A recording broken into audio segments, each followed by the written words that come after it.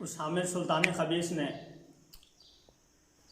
جو بکواس کی حضرت سیدنا صدیق اکبر رضی اللہ تعالیٰ عنہ کی شان میں، وہ نام و نہاد پولیس کی مثال دے کر وہ ہماری زبانیں ڈلتی ہیں اس کمینے نے جو جملے کہے ہیں، اس کمینے کے جملوں سے پوری دنیا آگاہ ہے، مگر ہم حکومت وقت سے مطالبہ کرتے ہیں کہ اس کمینے کو بالفور گرفتار کر کے اسے 295C کا قانون نافذ کر کے اسے پھانسی دی جائے۔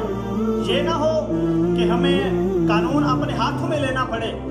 اس کمینے کے خلاف اگر ہمیں گلیوں کوچوں میں نکلنا پڑا تو ہم ہرگز پیچھے نہیں ہٹیں گے۔ اس کے خلاف اگر ہمیں کوئی تحریکوں کا آغاز کرنا پڑا تو ہم تحریکیں نکالیں گے، ہم تحریکوں کا آغاز کریں گے۔ ان کمینوں کو ہرگز ہم نہیں چھوڑ سکتے۔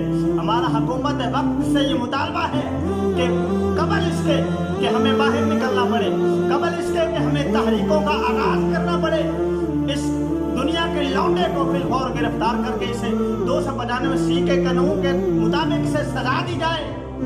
یہ ہمارا حکومت وقت سے مطالبہ ہے۔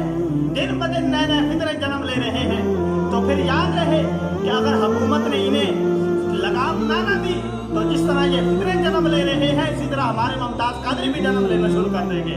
یہ کیا سمجھتے ہیں کہ ہم سے وہ پوچھنے والا نہیں؟ یہ حضرت عمر بن عبدالعزیز رضی اللہ تعالیٰ عنہ کے مزار کے ساتھ ظلم کرنے کے بعد صحابی رسول حضرت امیر معاویہ کی مزار پر پتھر برسانے لگ گئے۔ یہ کیا سمجھتے ہیں کہ سنیت مر گئی؟ سنی آج بھی زندہ ہے۔ اگر سنیوں نے قانون اپنے ہاتھ میں لے لیے تو پھر حکومت ہمارا کچھ نہیں بگاڑ سکے گی، پھر ہم اپنے ہاتھوں سے ان کمینوں کو لگام دیں گے، ہم سے پھر کوئی پوچھنے والا نہیں ہوگا۔ آج ہم حکومت کو ٹائم لے رہے ہیں کہ حکومت انہیں بالفور لگام دے۔ ہمارے دلوں کو جو ٹھیس پہنچائی گئی اسی طرح حکومت ہمارے دلوں کو سکون پہنچائے۔ اس کمینے نے اس ہستی کی شان میں گستاخی کر دی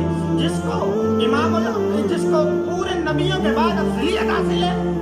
حضور علیہ السلام نے اپنے بعد اس ہستی کو اپنے مسلح پر کھڑا کیا اور اس کمینے نے ایسی گندی گالی دی۔ تو ہمارا حکومت وقت سے یہ مطالبہ ہے کہ حکومت بالفور انہیں گرفتار کر کے انہیں سزا دے۔ پھر یہ نہ ہو کہ قانون ہم اپنے ہاتھوں میں لے لیں اور پھر حکومت